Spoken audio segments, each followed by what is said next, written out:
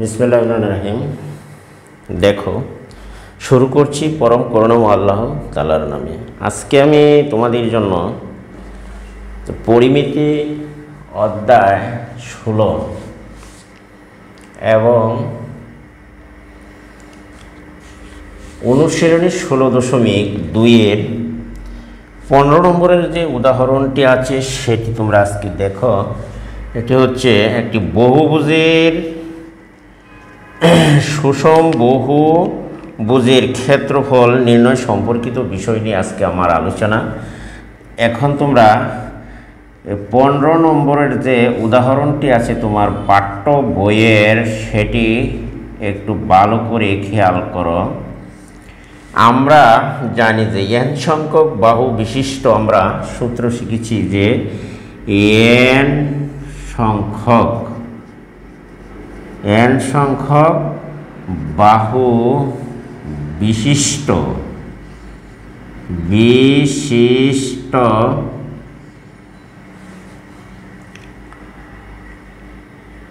সুষম বহুভুজের ক্ষেত্রফল সুষম বহুভুজের দেখো ক্ষেত্রফল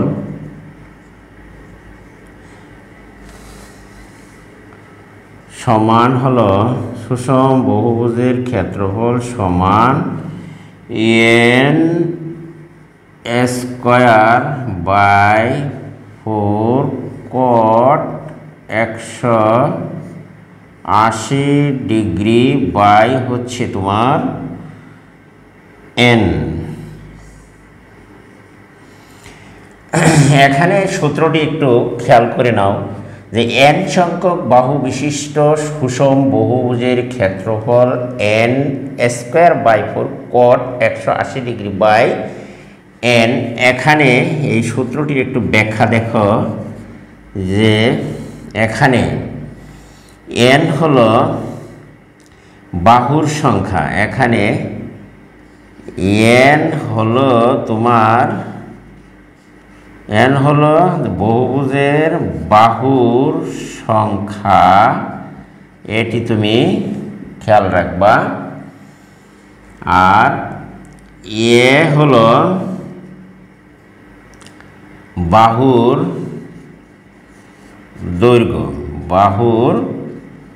দৈর্ঘ্য, এখানে n হলো বহুভুজের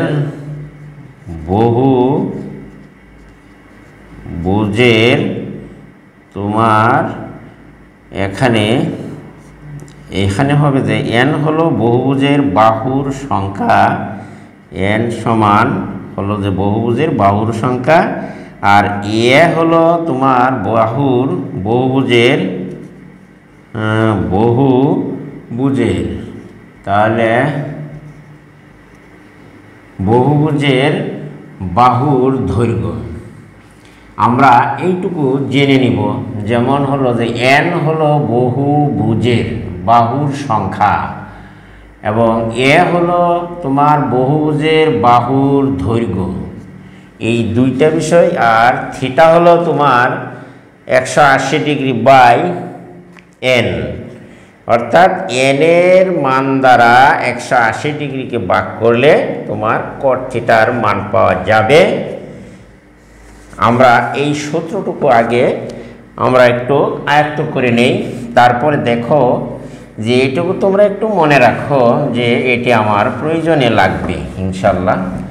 প্রথমে তোমাদের একটু এই সূত্রটির ব্যাখ্যা বা বিশ্লেষণ একটু পরে তোমাদেরকে আরো বুঝিয়ে দেওয়া হবে। তাহলে উদাহরণ 15 দেখো, এখানে উদাহরণ 15তে বলা হচ্ছে একটি সুষম পঞ্চভুজের প্রতিবাহুর দৈর্ঘ্য তাহলে খেয়াল করো, একটি সুষম দেখো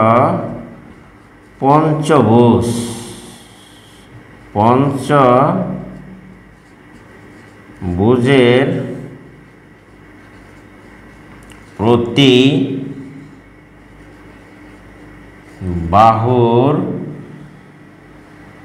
দৈর্ঘ্য 4 প্রতিবাহুর সুষম পঞ্চভুজের প্রতিবাহুর দৈর্ঘ্য তোমার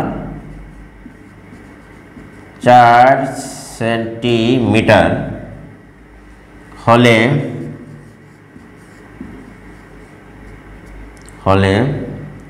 এর ক্ষেত্রফল নির্ণয় করো।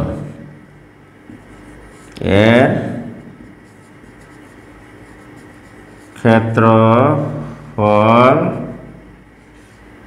নির্ণয়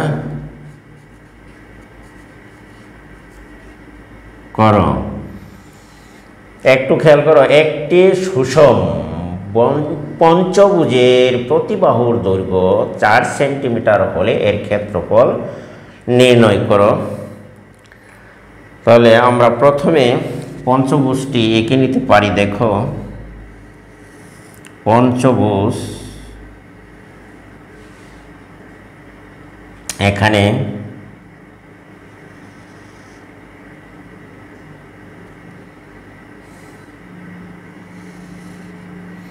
1 2 3 4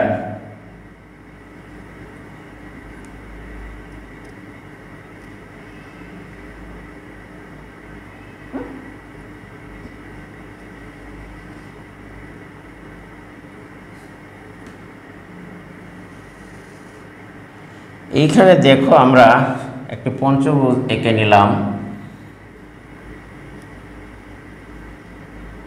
এই তাহলে মনে করো এ বি সি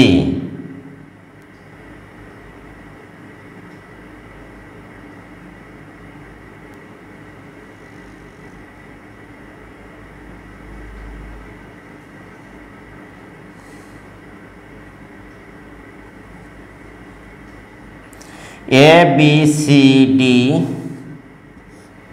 ই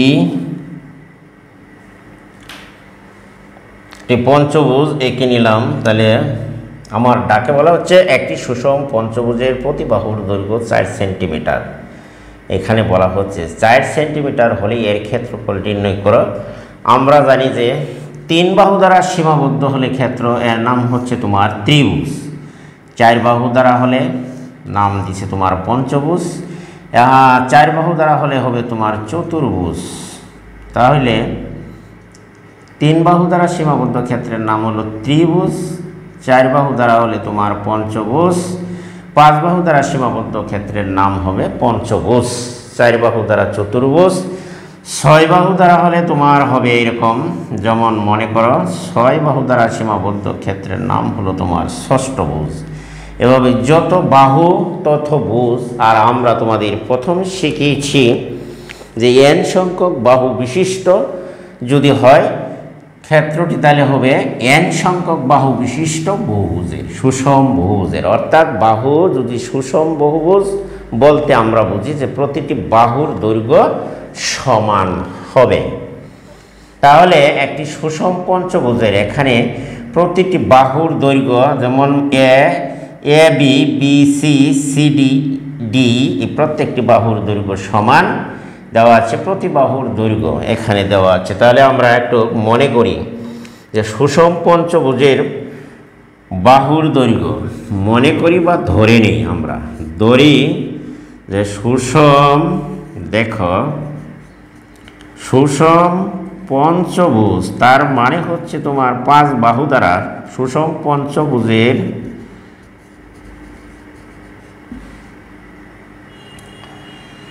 মনে করি সুষম পঞ্চভুজের বাহুর দৈর্ঘ্য, পঞ্চভুজের বাহুর দৈর্ঘ্য দেখো এ সমান 4 সেন্টিমিটার। সুষম পঞ্চভুজের বাহুর দৈর্ঘ্য 4 সেন্টিমিটার। বাহুর সংখ্যা এবং এখানে হলো, এবং দেখো বাহুর সংখ্যা এখানে চিত্র থেকে খেয়াল করো যে বাহুর সংখ্যা আমরা n দ্বারা প্রকাশ করেছি, 1 2 3 4 5। যেহেতু পঞ্চভুজ এর বাহুর সংখ্যা হবে 5, ষষ্ঠভুজ হলে বাহুর সংখ্যা 6, অষ্টমভুজ হলে ধরে নিবা বাহুর সংখ্যা 8, নবমভুজ 9। তাহলে আশা করি যে আর বহুভুজের ধারণা তোমাদের স্পষ্ট হয়েছে। বাহুর সংখ্যা এত আমরা জানি যে n সংখ্যক বাহু বিশিষ্ট সুষম বহুভুজের ক্ষেত্রফল আমরা দেখো আমরা কিন্তু জানি যে n সংখ্যক দেখো n সংখ্যক বাহু বিশিষ্ট সুষম n সংখ্যক বাহু বিশিষ্ট সুষম বহুভুজের ক্ষেত্রফল n সংখ্যক বাহু বিশিষ্ট সুষম দেখো সুষম বহুভুজের ক্ষেত্রফল দেখো সূত্রটি হলো যে n সংখ্যক বাহু বিশিষ্ট সুষম বহুভুজের ক্ষেত্রফল। তাহলে আমরা লিখতে পারি n²/4 cot 180 degree by n। এটি হলো তোমার সূত্র, মেইন সূত্র যে n সংখ্যক বাহু বিশিষ্ট, n সংখ্যক বলতে অগণিত বাহু বোঝানো হচ্ছে এখানে, বা অসংখ্য বাহুর সংখ্যা n সংখ্যক বাহু বিশিষ্ট সুষম বহুভুজের ক্ষেত্রফল n²/4 n²/4 cot 180/n। এখানে দেখো সুষম পঞ্চভুজের বাহুর সংখ্যা এগুলো তোমার এ, বাহুর দৈর্ঘ্য বোঝানো হচ্ছে তোমার এইখান থেকে এই পর্যন্ত হচ্ছে তোমার, ধরো এইটুকু হলো দৈর্ঘ্য 4 বা এর মান হলো এত, আর বাহুর সংখ্যা হলো কয়টি বাহু আছে এই পঞ্চভুজের সেটা তোমার বোঝানো হচ্ছে। পঞ্চভুজ হলে 5টি, তাহলে আমার n সংখ্যক বাহু বিশিষ্ট সুষম বহুভুজের ক্ষেত্রফলের সূত্র হচ্ছে তোমার n²/4 cot 180 degree by n। তাহলে আমার পঞ্চভুজের যদি n এর মান 5 বসাই, দেখো তাহলে n এর জায়গা যদি 5 সংখ্যক বাহু বিশিষ্ট, 5 সংখ্যক বলতে আমার বোঝানো হচ্ছে যে সুষম বহুভুজের ক্ষেত্রফল এর যদি 5 হয় n এর মান, তাহলে দেখো এখানে যদি 5 বসানো যায় তাহলে পঞ্চভুজের ক্ষেত্রফল আমরা পেয়ে যাই।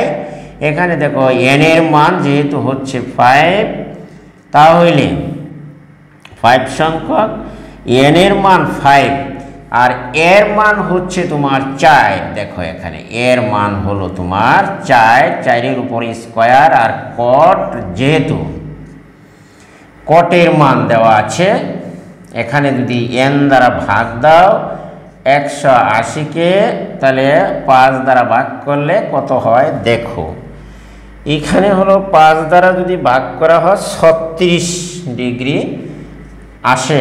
তাহলে আমরা এইখানে যদি আমি 5 গুণন 4 × 16 বাই হচ্ছে 4 কাটা দিলে থাকছে তোমার 4, এখানে কট 36 ডিগ্রি আসে। এখানে আমরা যদি গুণ করি 4 × 5 = 20 বা 20 কয়, এইখানে দেখো কটের মান 36 ডিগ্রি নাই, আমরা টেনের মান 36 ডিগ্রি এখানে বসিয়ে দিব, যেহেতু ক্যালকুলেটরে আমাদের কি নেই,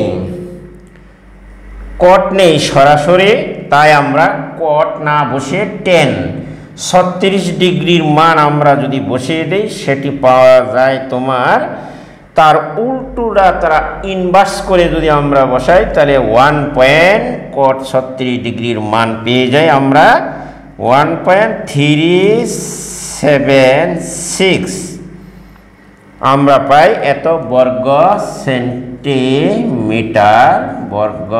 সেমিমিটার।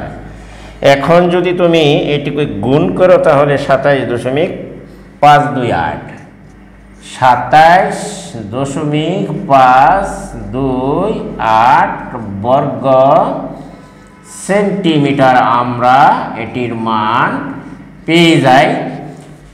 আমার আজকের যে বিষয়টি ছিল যে একটি সুষম পঞ্চভুজের প্রতি বাহুর দৈর্ঘ্য 4 সেন্টিমিটার হলে ক্ষেত্রফল। সুতরাং পঞ্চভুজ মানে n সংখ্যক বাহু বিশিষ্ট সুষম বাহু বহুভুজের ক্ষেত্রফল যদি n square by 4 cot 180 by n হয়, তাহলে 5 সংখ্যক, তার মানে হচ্ছে যে পঞ্চভুজের যে 5 সংখ্যক বাহু বিশিষ্ট সুষম বহুভুজের ক্ষেত্রফল হবে তোমার এখানে n এর মান 5 বসিয়ে দিলাম। তদ্রূপভাবে যদি তোমার ষষ্ঠ ভুজ, সপ্তম ভুজ, অষ্টম ভুজ বা দশম ভুজ বলা হয়, তাহলে তুমি এভাবে সবগুলো ক্ষেত্রের ক্ষেত্রফল নির্ণয় করতে পারবে যদি সুষম বহুভুজের বাহুর সংখ্যা দেওয়া থাকে। আশা করি শিক্ষার্থীরা তোমরা বিষয়টি বুঝতে পেরেছ। আমি 15 নম্বর উদাহরণটির এখানে ফলাফল শেষ করলাম। এখন তোমাদেরকে 16 নম্বরের যে একটি অঙ্ক আছে সেটি তোমাদের বুঝাবার উদাহরণটি চেষ্টা করব ইনশাল্লাহ। তাহলে চলো আমরা এটি এবার মুছে নেই। তাহলে আমরা 16 নম্বরে যাব, এটি মুছে নিচ্ছি। আশা করি তোমরা সবাই এটি বুঝতে পেরেছ। যদি কোনো মন্তব্য থাকে তাহলে কমেন্ট বক্সে কমেন্ট লিখে পাঠিয়ে দিবা, আমি তা উত্তর দিবার চেষ্টা করব। এখন আমরা যাব উদাহরণ 16। দেখো উদাহরণ 16তে বলা হচ্ছে একটি সুষম ষড়ভুজের কেন্দ্র থেকে একটি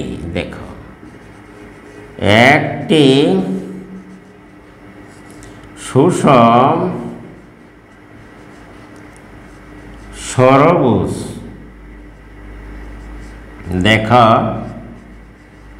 সুষম ষড়ভুজের কেন্দ্র থেকে কৈনিক বিন্দুর দূরত্ব, সুষম ষড়ভুজের কেন্দ্র থেকে কৈনিক বিন্দুর দূরত্ব, কৈনিক বিন্দুর দূরত্ব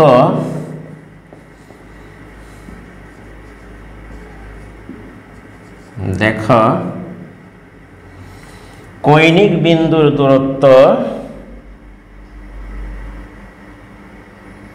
4 মিটার হলে এর ক্ষেত্রফল নির্ণয় করো। কৈনিক বিন্দুর দূরত্ব 4 মিটার হলে এর ক্ষেত্রফল নির্ণয় করো। তাহলে দেখো এখানে যে সমাধান দেখো বা সলভ আমরা মনে করি এখানে তোমার আমি চিত্রে আগে যে সুষম ষড়ভুজে কেন্দ্র থেকে কৈনিক বিন্দুর দূরত্ব চিত্রটি একটু তোমরা এঁকে নাও। দেখো এই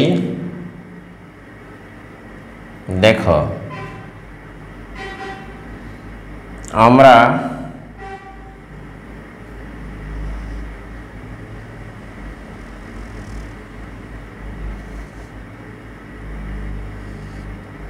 চিত্রটি মোটামুটি এঁকে নেই।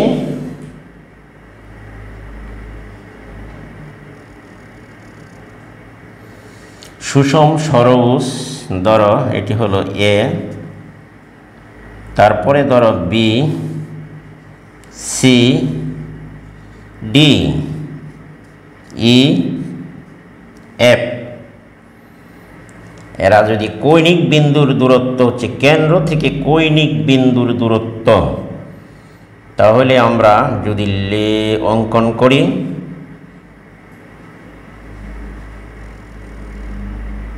দেখো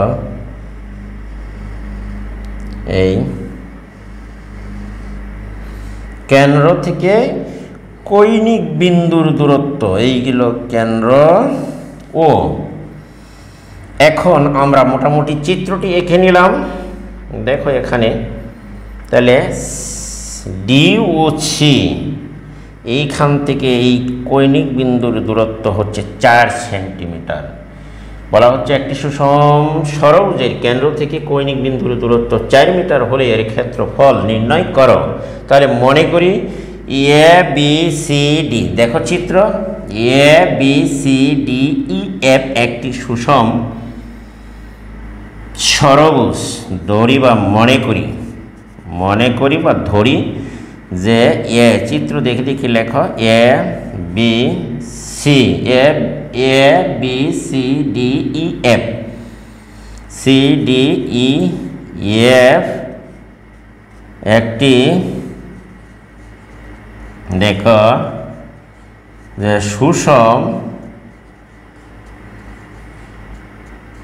ষড়ভুজ। A B C D E F হচ্ছে একটি সুষম ষড়ভুজ। এর কেন্দ্র হচ্ছে দেখো ও, এর কেন্দ্র ও থেকে শীর্ষবিন্দুগুলো যোগ করা হলো। কেন্দ্র ও থেকে দেখো, ও থেকে শীর্ষবিন্দু এফ, শীর্ষবিন্দু ই, শীর্ষবিন্দু হলো ডি, শীর্ষবিন্দু সি, শীর্ষবিন্দু বি, শীর্ষবিন্দু এ, অর্থাৎ কেন্দ্র ও থেকে শীর্ষ বিন্দুগুলো যোগ করা হলো। শীর্ষ বিন্দুগুলো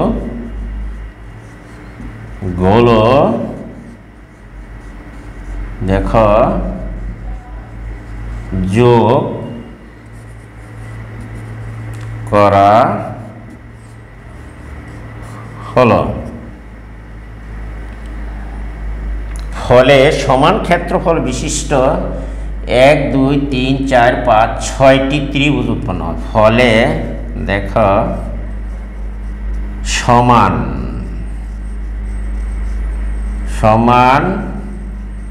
ক্ষেত্রফল বিশিষ্ট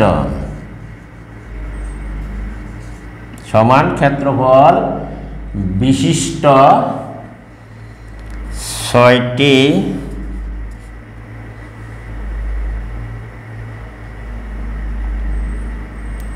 সমান ক্ষেত্রফল বিশিষ্ট 6টি ত্রিভুজ ক্ষেত্র উৎপন্ন হলো। উৎপন্ন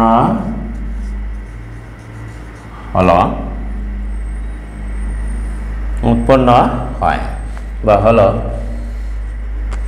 এখন দেখো, তাহলে আমরা যেহেতু সুষম ষড়ভুজ এর কেন্দ্রে উৎপন্ন কোণের পরিমাণ হচ্ছে এখানে 360, তাহলে সি ও ডি কোণের পরিমাণ যদি আমরা বের করি, এইটুকু দেখো যে সি ও ডি কোণ, সুতরাং আমরা লিখতে পারি দেখো এই সি ও ডি কোণ সমান দেখো কেন্দ্রে যে উৎপন্ন কোণ হচ্ছে তোমার 360 ডিগ্রি, সেটাকে যদি আমরা এই বাহুর সংখ্যা হচ্ছে তোমার 6, যেহেতু সুষম ষড়ভুজ, যেহেতু এটি হচ্ছে সুষম ষড়ভুজ এর কেন্দ্রে উৎপন্ন কোণের পরিমাণ হচ্ছে 360, 6 দ্বারা যদি তুমি ভাগ করো প্রত্যেকটি কোণের পরিমাণ আমরা পেয়ে যাব।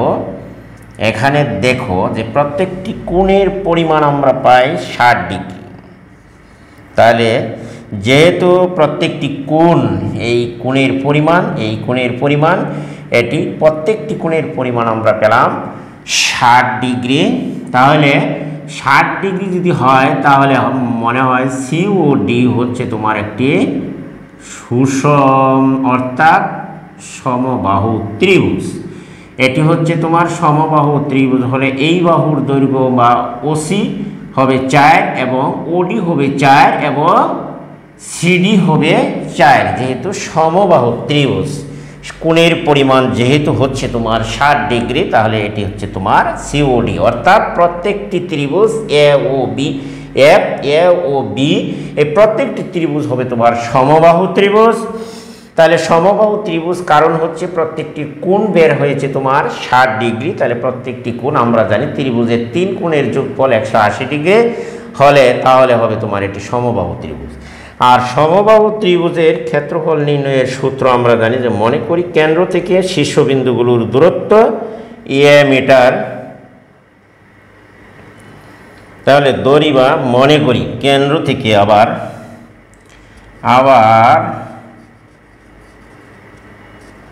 মনে করি, দেখো আবার মনে করি এই কেন্দ্র থেকে প্রত্যেকটি শীর্ষবিন্দুর দূরত্ব ওসি, ওবি, ওডি এবং ওএফ, ও ই, ও এ।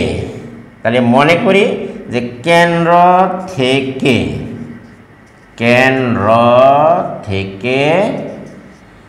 শীর্ষবিন্দুগুলোর দূরত্ব এ, কেন্দ্র থেকে তোমার ধরো শীর্ষ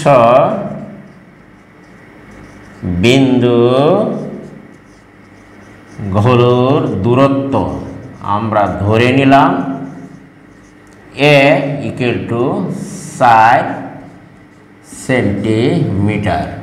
তাহলে কেন্দ্র থেকে শীর্ষবিন্দুগুলোর দূরত্ব আমরা ধরে নিলাম এ ইকুয়াল টু, ধরো এখানে এই এ সমান হচ্ছে তোমার 4 সেন্টিমিটার। প্রত্যেকটি বাহুর দৈর্ঘ্যই যদি একটি সুষম ষড়ভুজের কেন্দ্র থেকে কৌণিক বিন্দুর দূরত্ব হচ্ছে 4 মিটার হলে অতএব এ সমান 4 মিটার। তাহলে এটি হচ্ছে তোমার একটি সমবাহু ত্রিভুজ। তাহলে সমবাহু ত্রিভুজের ক্ষেত্রফল নির্ণয়ের সূত্র আমরা জানি। এটি যদি সমবাহু ত্রিভুজ হয় তাহলে হচ্ছে সমবাহু ত্রিভুজের ক্ষেত্রফল নির্ণয়ের সূত্র আমরা জানি। সুতরাং সিওডি, ত্রিভুজ সিওডি এর ক্ষেত্রফল, সুতরাং ত্রিভুজ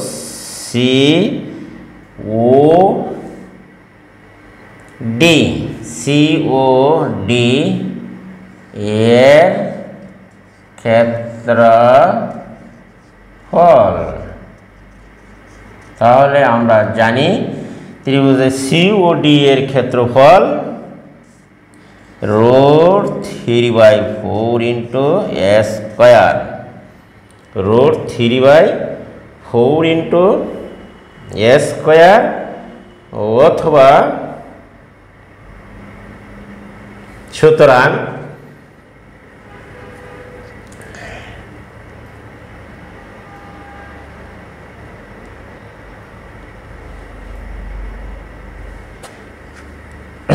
এই সূত্র দ্বারা তুমি ক্ষেত্রফল নির্ণয় করতে পারবে, অথবা হচ্ছে তোমার √3/4 এর মান যদি তুমি এখানে বসিয়ে দাও তাহলে হচ্ছে তোমার দেখো 4, অথবা এখানে √3, এইখানে দেখো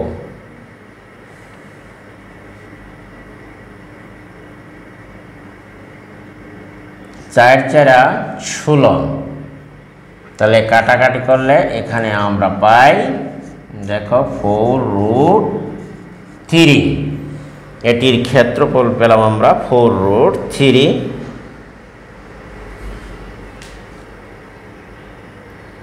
অথবা তুমি এইটি যদি তুমি ধরো যে ত্রিভুজের 2 বাহু এবং অন্তর্ভুক্ত কোণ ধরে নাও তাও তুমি ক্ষেত্রফল নির্ণয় করতে পারবে, একই ক্ষেত্রফল আসবে।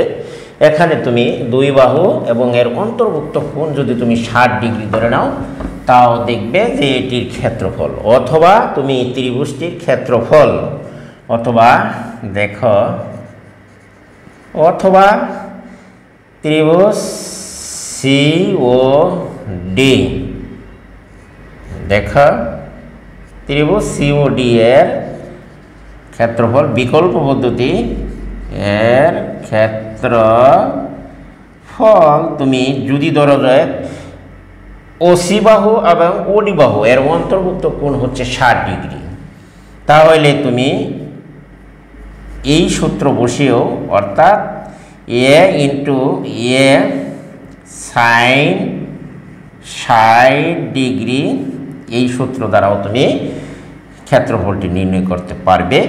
বিকল্প পদ্ধতি, তাহলে তুমি দেখো 1/2 এ স্কয়ার আর সাইন 60°-র মান হচ্ছে তোমার √3/2, অথবা তুমি দেখো 1/2 এটির মান হচ্ছে তোমার 4 স্কয়ার আর এখানে হচ্ছে তোমার √3/2।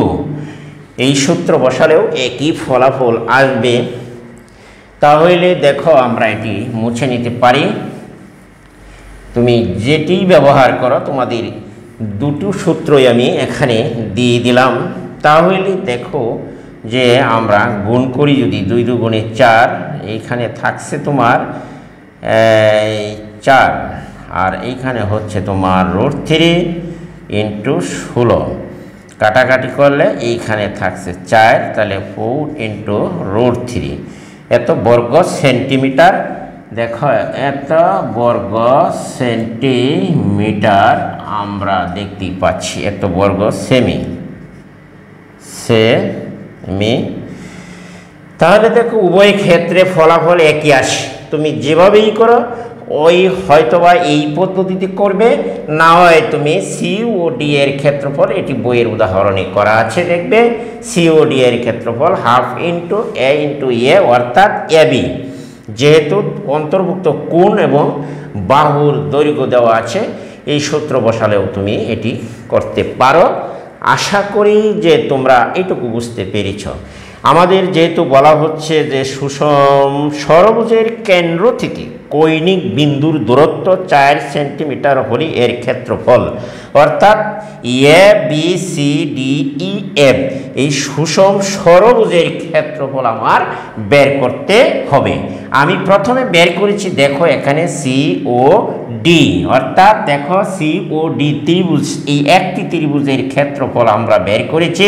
এখন একটি ত্রিভুজের ক্ষেত্রফল বের করেছি, সুষম ষড়ভুজের ত্রিভুজ ক্ষেত্র হচ্ছে এর ভিতরে মোট 6টি। তাহলে এই 6টি ত্রিভুজের ক্ষেত্রফল বের করলেই আমরা এই সুষম ষড়ভুজের ক্ষেত্রফল পেয়ে যাব। তাহলে আমরা যেহেতু একটি ত্রিভুজের ক্ষেত্রফল পেয়েছি 4√3, আমরা যদি 6 দ্বারা এটিকে গুণ করি তাহলে অবশ্যই আমরা সুষম ষড়ভুজের ক্ষেত্রফল পেয়ে যাব। অতএব 6টি ত্রিভুজের ক্ষেত্রফল আমরা বের করতে পারি, সুষম ষড়ভুজের ক্ষেত্রফল। সুতরাং আমরা লিখতে পারি যে সুষম, দেখো সুষম ষড়ভুজের ক্ষেত্রফল, ষড়ভুজের দেখো ক্ষেত্রফল আমরা লিখতে পারি 6 গুণন একটি ত্রিভুজের সিওডি, 6 গুণন ত্রিভুজ সিওডি এর ক্ষেত্রফল, 6 গুণন ত্রিভুজ সিওডি এর ক্ষেত্রফল। দেখো এখানে আমরা 6 1 2 3 4 5 6 6টি ত্রিভুজ, আমরা সিওডি এর ক্ষেত্রফল পেয়েছি 4√3। তাহলে 6টি ত্রিভুজের ক্ষেত্রফল দ্বারা যদি এই সিওডি ও ত্রিভুজের ক্ষেত্রফলকে আমরা গুণ দেই তাহলে আমরা পেয়ে যাব এই পুরো ক্ষেত্রটা, অর্থাৎ সুষম ষড়ভুজের ক্ষেত্রফল আমরা পেয়ে যাব। তাহলে দেখো এখানে আমি 6 লিখলাম, এরপরে এটির ক্ষেত্রফল হচ্ছে তোমার 4√3, এত বর্গ সেন্টিমিটার। আশা করি তোমরা এটুকু বুঝতে পেরেছ। 4 6 24 √3 বর্গ সেন্টিমিটার। দেখো এই পর্যন্ত আমাদের ফলাফল নির্ণয় ক্ষেত্রফল হওয়ার কথা। এইখানে আমি ফলাফল আনসার দিতে পারি। আশা করি প্রিয় শিক্ষার্থী বন্ধুরা তোমরা এটি বুঝতে পেরেছ। আমি এটি এখানে শেষ করলাম আজকের মতো তোমাদের অঙ্কটি। আশা করি ব্যাপারটি স্পষ্ট হয়েছে। সুষম ষড়ভুজের ক্ষেত্রফল বলতে আমরা বুঝি 6টি ত্রিভুজের ক্ষেত্রফল একটি ত্রিভুজের ক্ষেত্রফল বের করে আমরা 6 গুণ করলাম, পুরো ষষ্ঠভুজের বা ষড়ভুজের ক্ষেত্রফল আমরা পেয়ে গেলাম। আশা করি সবাই তোমরা ব্যাপারটি বুঝতে পেরেছ। আজকের মতো আমার ক্লাসটি এখানে সকলকে ধন্যবাদ জানিয়ে এখানে শেষ করলাম। আবারও দেখা হবে পরবর্তী অন্য আর কোনো দিন অন্য কোনো ক্লাস নিয়ে। আর আমার সর্বশেষ একটি কথা হচ্ছে যে যদি আমার ভিডিওটি তোমাদের কাছে উপকারী এবং ভালো মনে হয় অবশ্যই তোমরা আমার চ্যানেলটিকে সাবস্ক্রাইব করবা এবং পাশে থাকা বেল আইকনটি অন করে দিবা এবং ভিডিওটি বন্ধুবান্ধবের কাছে শেয়ার করে দিবা। একটি কমন একটি লাইক অবশ্যই দিয়ে যাবা। আজকে আমি এখান থেকে বিদায় নিলাম। আল্লাহ হাফেজ। সকলেই ভালো